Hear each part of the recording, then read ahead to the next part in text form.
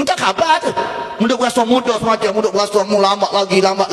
Sebab tu mu tangguh-tangguh nak mari masjid, mu tangguh-tangguh. Nak pula kau tanya, segar dia mau nampak Alhamdulillah amu tak ada penyakit. Hak 3 seraka tu tak ada. Sebab tu sejak hati semacam tu.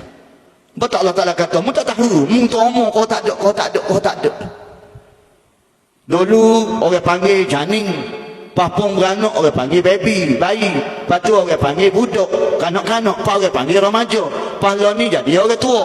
Lepas tu lo ni orang dewasa. Lepas orang tua. Nak tunggu orang tua bakar. Tua bakar tak ada tuan-tuan. Nak orang tua berlaku dah lebih ambo termasuk ambo. Nak tunggu bakar lah. Belum lagi tua gedor. Tak khabar.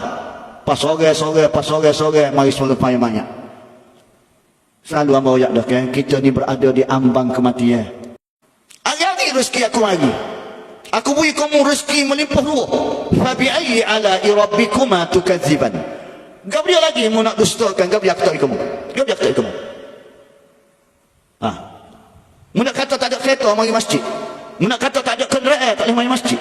Mu nak kata gelap mari masjid. Mu nak kata tak sihat, mu nak kata kau tu kata kau ni. Gabriel lagi aku tak kamu. Hari-hari tak putus-putus. Ni kabar-kabar aku beri nikmat. Mu boleh meneruskan kehidupan, boleh meneruskan kerja-kerjamu, boleh berurusan dengan anak bini dan sebagainya. Kabar-kabar mu tak terima kasih kat aku. Tapi mu pandai kecek mu pandai.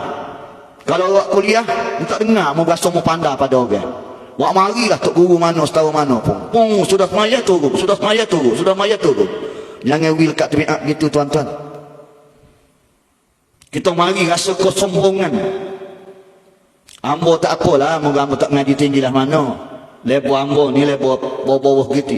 Wak mari anak tok guru tu, wak mari anak tok guru ni, wak mari cucu orang alim dan sebagainya. Tak mari juga kita.